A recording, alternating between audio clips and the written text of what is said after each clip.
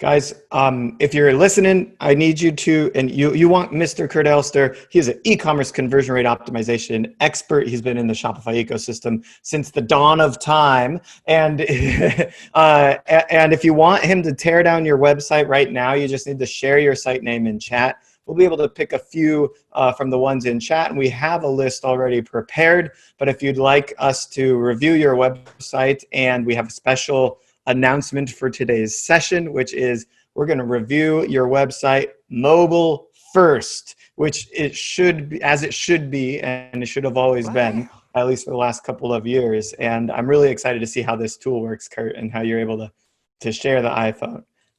Yes, sir. Well, we'll see how it goes. I've attempted this at screencasts. It's worked fine. This will be my first effort doing it live. It'll work. Perfect. Famous Awesome. last words. What could go give wrong? Everyone the quick plug on Mr. Kurt Elster. Where can they find you, find out more about you and all that stuff? Since we're gonna jump into some live stuff here, it feels right to just let everyone know more about you right away. Oh, you want my intro? Yeah. And I've got some right. links for people. I'm Kurt Elster. I've been a Shopify partner for nearly a decade. I have owned a web development agency for over a decade. We've been doing Shopify projects exclusively for the last 6 years. And since 2014, I am probably best known for hosting the unofficial Shopify podcast now with over 1 million certified downloads. And I am so proud to be part of the ecosystem with Shopify. And we're proud to have you here. Here's the link to the unofficial Shopify podcast. If you guys aren't subscribed, subscribe to this podcast wherever you listen. Highly recommend it. And we've got a few submissions here. I'm looking through them, see how they fit. If you want to go for one of our originals that I sent you over via Slack, we can get started there, and then we'll bring up one of these other ones as well. Whoa. What do you think of that? Does it work? Yeah. Awesome. Pretty cool. Okay. Well, landing on the site, we have a welcome pop-up, save 10%. What I absolutely love about this, it's an animated GIF. That's very cool. I love this idea so much. If you want, you could take it a step further. I saw on Bravado Spice, makers of fine hot sauces, they did a video background on a email opt-in, and I was very impressed by it. So if this is working for you, you could go a step further and have it be like a 10-second looped video of someone mixing it up. Because it does look, mixing up that matcha does look really good. What are your thoughts on the pop-up occurring right away? What's the consensus of this? Good question. This is a excellent split testing opportunity. Generally, I want a welcome pop-up and an exit pop-up, but I'm not going to fire the welcome pop-up right away or even on time. I usually will get the best results by having it fire on scroll. And the reason is the person has had a moment on the site by scrolling, they're raising their hand and saying, hey, I'm engaged. And that way you get, maybe you'll get a lower opt-in rate, but the quality of subscriber will go way up doing it that way. But again, that's an easy thing to split test in most pop-up software. You say easy, but let's dive into this for a second, because this is actually a problem. We have so many different conversion rates here that first you have your overall site conversion rate. So if this pop-up is a big turnoff to people, you could have a higher bounce rate and people are just leaving too early. Then you have the conversion rate to an email subscriber with the pop-up, and then you actually have the number of subscribers. So if you only do it on scroll, the number of subscribers might go down, but the conversion rate might go up because there's actually going to be less impressions but higher conversion rate. Then you have the conversion rate from the email subscriber to the purchase, right? So how do I sort all these things out?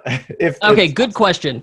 So generally, what we do is number one, we start with an objective. So we look at the 10,000-foot view, look at the business holistically. I want to see your Shopify dashboard. I want to see what your key performance indicators are. And when we're looking at those, we want to pick just one where we go, all right, everything is amazing. If only we could get our return customer rate up. Okay. So we're going to pick just that one metric and then decide, here are some tactics we're going to use for that, and then focus on moving the needle on just one metric and then make that decision, then move on. When you're doing a whole bunch of things, kind of a shotgun approach, trying all different stuff, it is very easy for you to mess up statistically and there to be too much signal to noise in the data. So I was trying to focus on like one initiative tied to one KPI at a time. And then once you get it to where you're satisfied with it, okay, now let's move on to the next weakest. So my ideal scenario would be like every 4 weeks you switch between, you move the needle on whatever your weakest metric is and just round robin, just keep going. Got it. I like that advice. This Tenzo site looks so good on mobile. I love, you land on the site, very clear message, free shipping and free returns. Clicking on it doesn't do it. Does it do something? Oh, cool. Look at that. It does. It jumps straight to the matcha starter kit. Excellent. We've got our logo. An easy win here would be to add a 3-word tagline right below it, like, premium matcha tea. Boom. Now you've got 3 words that immediately on every device, on every page, describe the website in the top. And I've worked with some tea vendors before, and so I know this is one of the areas where people do so much reordering and they do a lot of samples, and the cost of good is very inexpensive. So they'll buy all kinds of stuff, and return customer rate is really what makes or breaks you in these businesses. And that's why I love that they've got subscriptions. They have the account login up here. I don't have an account, but once you're logged into the account, really easy tactic here would be show their past orders, and you can customize it to add a, whatchamacallit, like a reorder button on each of the orders. What tool do you use for that? That's actually a native theme customization you could do. Okay. Yeah, if you Google that one, there's a official Shopify guide on how to do it, where it's like, this is advanced. I'm thinking of, if it's a subscription business or product, then Recharge has a great back-end dashboard that can manage those types of things. And then there are some loyalty tools that can kind of integrate that. What's that? I would assume this is using Recharge. Recharge on the back end. Yeah, we could even take a look at their tool stack. So yeah, I think on the homepage, I love that the second thing on it is social proof. I wish if there were a way to tighten this up a little bit, like maybe this big headline, which looks really good. Maybe if it were smaller font, you could get 2 lines, but you could get like some of the testimonial to start above the fold so that people see it. But so far, this page is very nice. All right. Clearly, matcha is the thing they want me to buy. Let's head into matcha. Oh, I love it. Most pages would send me to like a collection, and it's sorted, and I got to make a decision. Here it has dropped me right into the starter kit. So they're flat out saying, you're a new visitor. We're going to make it as easy as possible. 1 click for you to get to the best product for someone who is new to this brand or this niche. I think that's very smart. And then on top of it, if you notice, I'm not clicking on this thing. It's flipping through the photos.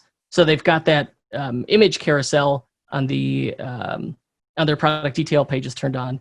And they've got these very not subtle, and that's important, arrow buttons that makes life much easier. And right above the fold, I can see I got my price. I've got a sticky buy button. I think that's great. I can see my reviews. And what's really important for consumable goods like this, show the number of servings. And that's what they've done here. Like very clear, number of servings, 60. And then we've got our subscription here. So I'm going to assume this is Recharge. And then we got, trust badges. I love badges. You could communicate so much so quickly. So we know it's organic and it's kosher and it's vegan and non-GMO. That's wonderful. And I could scroll through. I could see the benefits. Oh, they've got an FAQ, but you know what the site doesn't have? And this is an important note. It does not have tab descriptions. It does not have accordion menus. You just scroll. Scrolling is so easy. I loathe when everything gets hidden behind a tab description or an accordion menu. The only place they use it, and rightly so, is in the FAQ. And I could the controls are very easy. This site, I'm glad, it's pure happenstance that we picked this, but this is a really nice site for mobile. Actually, the first UX issue or UI issue I've seen here is I would just add like 10 pixels padding on either side of this reviews widget, and then that way they wouldn't be cut off on the sides. But man, this thing is nice. Click my big buy now button, and it looks like nothing happened. Whoops. Product. Oh, you have Just to starter select kit. something. One-time purchase. Buy now. Oh, it doesn't work. Huh. That's a critical problem. I would bet this works. It could. Is it because we're on like streaming? I don't know. I don't know. Yeah, something is. Oh, it is. It's adding it to my cart, but it has no confirmation. So I just kept clicking it. Okay. Ooh. Interesting lesson here about that. You have 14 starter kits. I've bought a lot of starter kits here. So for sure, the easiest path to conversion here is when someone adds an item to cart, just move them to the cart page. Now, some sites where people buy a lot of small stuff, like think body jewelry or hardware, like nuts and bolts, then for sure you want to use a drawer cart and keep them on their page. But for something like this, where I'm a beginner and we just want to move me through, just on add to cart, move me to the cart page, because then I wouldn't have had this issue. It would have been readily obvious that, like, yes, I added to cart. Yes, this is next step. Now, as long as we're on this cart page, issue. Yeah, this one's it's such an easy thing to fix too. You could split test this if you want. This is really nitpicky, but shopping cart, I would bet if you split test this as your cart, you would get like a marginally better conversion rate. For checkout, they've done a smart thing here. Notice the checkout buttons at the top and the bottom. That's so if I have like 10 items in my cart, I don't have to scroll all the way down to find the checkout button. You could also make it a sticky button like on the product page. But the way this is set up is nice. And I would like it if checkout was named proceed to checkout. It's a more accurate label. It's what Amazon uses. And when I click checkout, oh, wonderful. I get to the cart. We can see it's powered by Recharge. And it looks good. It matches the site. All right, this is very good. All right. I've got another one for you. All right, what is it? From Miriam. It is GabriellaPlants.com. I shared it here with you in chat just now. Gabriella, Gabriella, plants. LLA. Yes, plants.com. Yeah, we're testing your thumbing skills. It's weird to type stuff in your phone while having people watch, is what I just learned. Yeah. All right, I have landed on the site. This announcement bar at the top where it like scrolls through messages is cute. Welcome from our greenhouse. I want to know, are you shipping during COVID-19? Are you shipping right now? That is what that message should say. And being able to ship plants online right now is a relatively new thing for a lot of people. Like, sure, brands like Proven Winners has sold direct on Home Depot and Amazon before, but buying plants online is pretty new for people. So you're gonna have to do some hand holding where I would say, like, yes, we are shipping right now. Number one, like that's what I would have that message say. And then here they start talking about like the process, which I think that's smart, and the turnaround time and the inventory updates. I think that stuff is important, especially like, I don't know what the deal is with plant supply chain, but a lot of stuff's out of stock right now with people building victory gardens and investing more in their backyard. But all right, landing on this site, it is not 100% obvious to me what you want me to do as my first step. So like I would make the Gabriella Plants logo a little smaller just to tighten up the top of this page. It could be half that size and still work. This announcement bar, I would just come up with one, like it's cute as is, but I would come up with one coherent, concise message to display. And then we've got from our family greenhouse straight to yours. Welcome from our family greenhouse. So like, how long has this brand been around? Family greenhouse makes it sound like a storied institution. Maybe you could say like since 1998. I love that we've got the plant. We've got our plants here. We've got them. We've just sorted by bestsellers. The downside of that is the number 2 product on here is a sticker. So I'd probably edit this bestsellers thing, this featured collection, so that it only shows plants, in stock plants sorted by bestseller, which I'm guessing you're like really close to having that right now. And this section, I would move it way up. Like, yeah, this stuff is important, but I want the products right up underneath this image. I would crop this image so it's not so tall. And then I'd make this logo smaller. The faster we can get people to, hey, look at these beautiful plants you could buy right now at totally reasonable prices. That's what I would focus on, is just getting them to this as quickly as possible. But all right, let's head to a plant. I like this little guy. Wow, look at these scroll buttons. How cool. Yeah, this looks good. The only thing, oh, look at that. Hurry, there's only 2 items left. That's like Amazon does that with their scarcity. So if you track your inventory in Shopify, these apps are great to add to create scarcity, urgency, and up your conversion rate. We've got 48 reviews. It says in stock. That's fabulous. I don't see any trust badges on here. I don't see anything about satisfaction guarantee or returns. I think that's going to be people's biggest objection. So just like we saw on the other site where they had that FAQ, I would add that to this product description. And certainly move the product form above the description so that it's up near the price.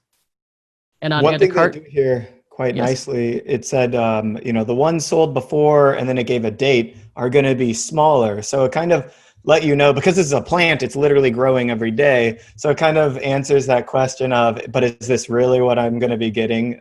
Which I kind of like there. Yeah, it's cool. Oh, and I see what this theme does.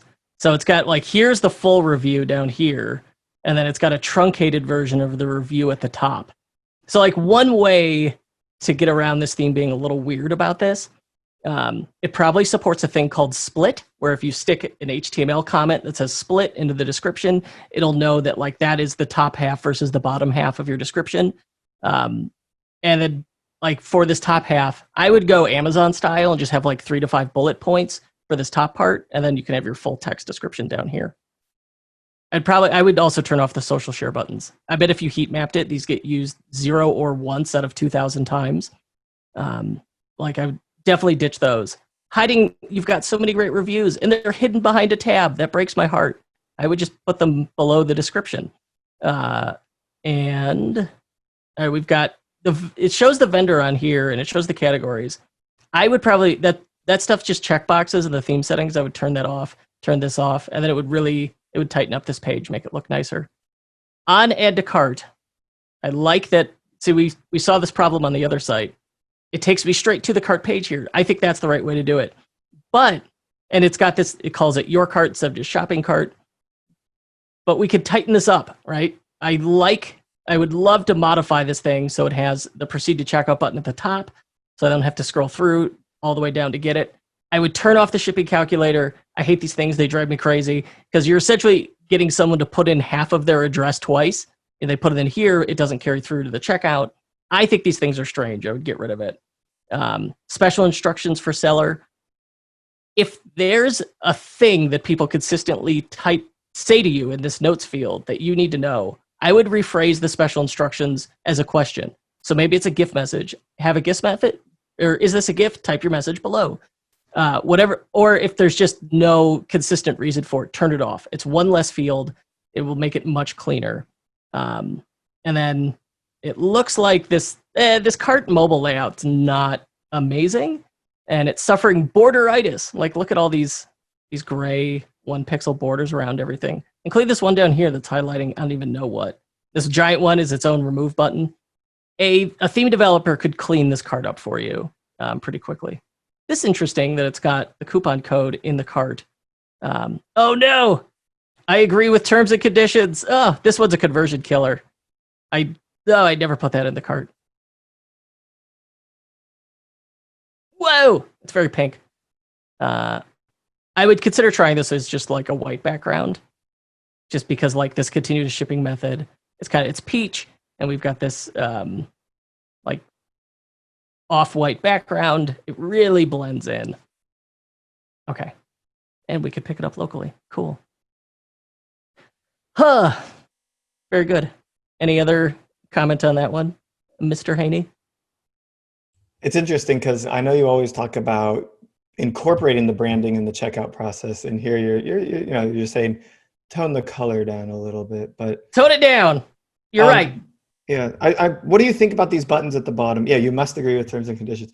So first the question is like, why are we forcing that agreement? And are the terms and conditions even linked? Is there some sort of, I guess it's these two bullets above it, but Yeah, I would yeah, I it's would ditch that. ad refund that happened or something along those lines, but definitely something that needs to be wary about, and hopefully it can just be agreed upon in a different way. And you definitely want to include that information, but to force a check is pretty rough.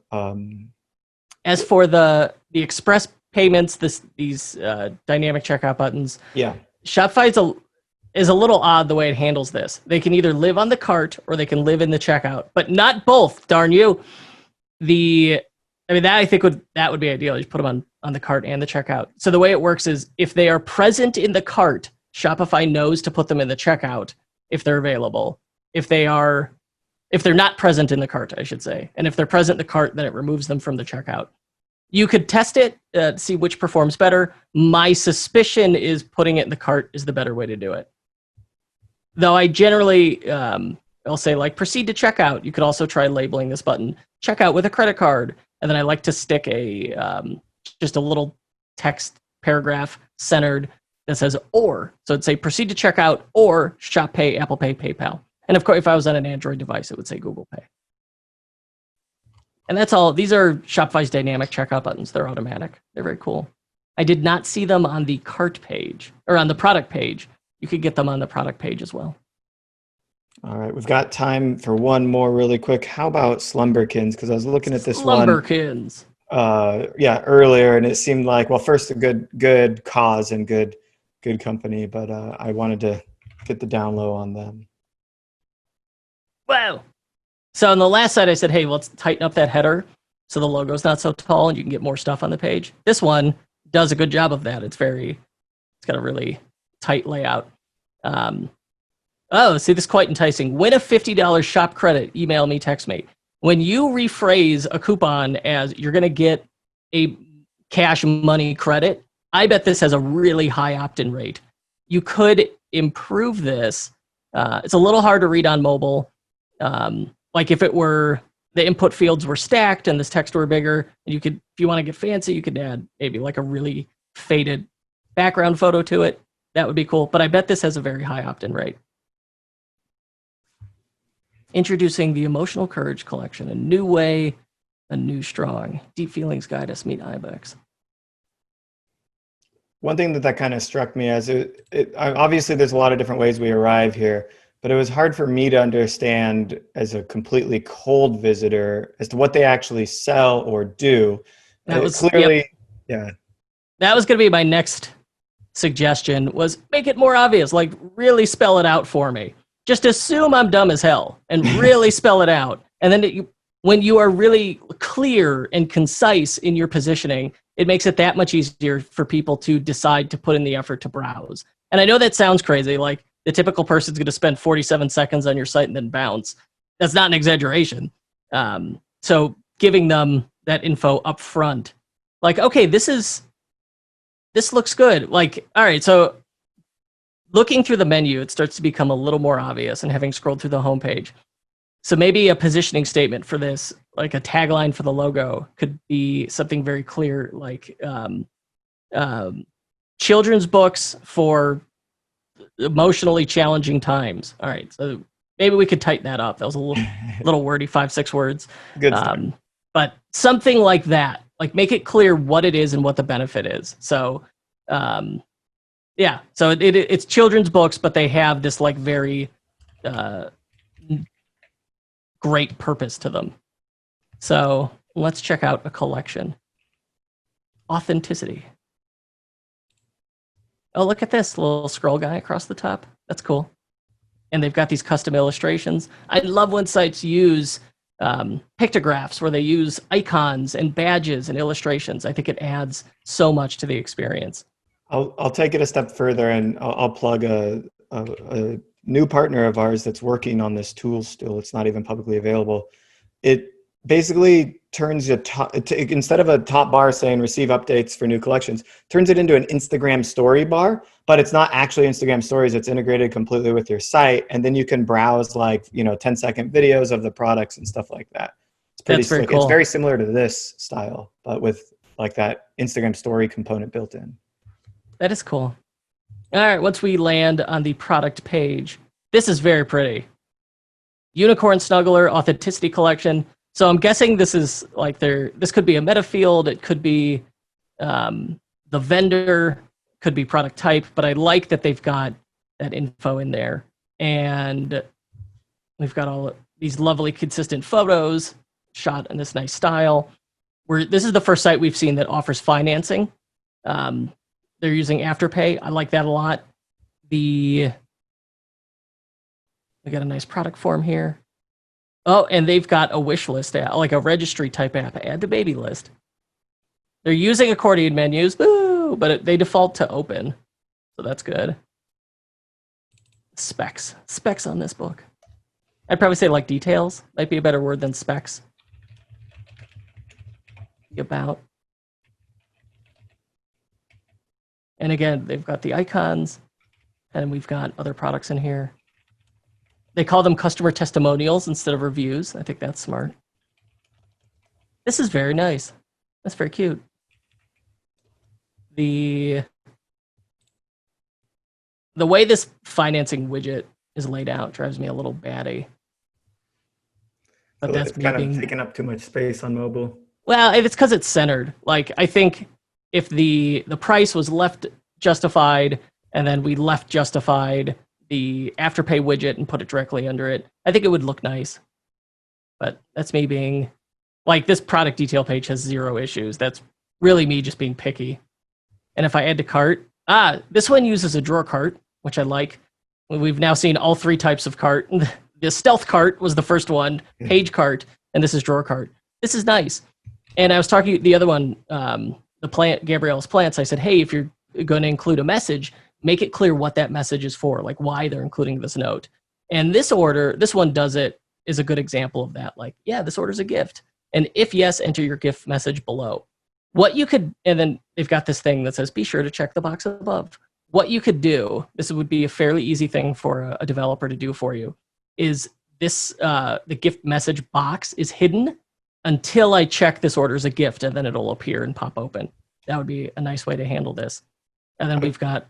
you worked with somebody in adding an upsell offer directly into this thing before. This site strikes me as I need to upsell and cross-sell like mad. And we're $16 away from standard shipping, but I don't know what else to buy. Feels like we got to smart. Put that offer in here. Yeah, you could use in-cart upsell app. I know that one will work with drawer carts. It's literally called in-cart upsell. That'll work with drawer carts, and it's pretty easy to set up. So you could put that in here. But as far as like categories of Shopify app goes, I swear, upsell, cross-sell, that category must have the most options. So you'll find one that works. But I love, for anyone who offers free shipping, they've got this bar in here that says you're $16 away, where it's like a dynamic calculator. That's very smart to tell people, to have that like clear visual indicator. One other thing you could change in this cart, it's got this note, shipping taxes and discounts calculated to checkout. Shopify tells theme developers to put that in there by default as a requirement. You could strip it out, and then it'll make this thing a little tighter, and it'll that way we'll have the subtotal and this free shipping bar very close to each other. And if I click checkout, this is our final thing before we move on, because I know we're 10 minutes over. We're right on time. Oh, okay. We're ending at 12:10. That's the goal. Once we're in this, I'm in the checkout. It's got the logo. Great. It's got the colors. This looks good. If you're on Shopify Plus, and I'm not telling you to do this. This is merely a suggestion for the Plus people. If you're on Shopify Plus and you're getting annoyed with people going, oh, I forgot to put in my coupon code, one line of CSS will default this order summary to open. And then that way they won't miss that gift card or discount code line. But the catch is you got to be on Shopify Plus to do it. And then another common change I make is, and you don't have to have Plus for this, you can go into themes, edit languages, and where it says payment here, you can rename that secure payment. And it's such a minor thing. It's totally pedantic of me, but every little bit helps. I always rename that thing to secure payment just about any time I touch a website.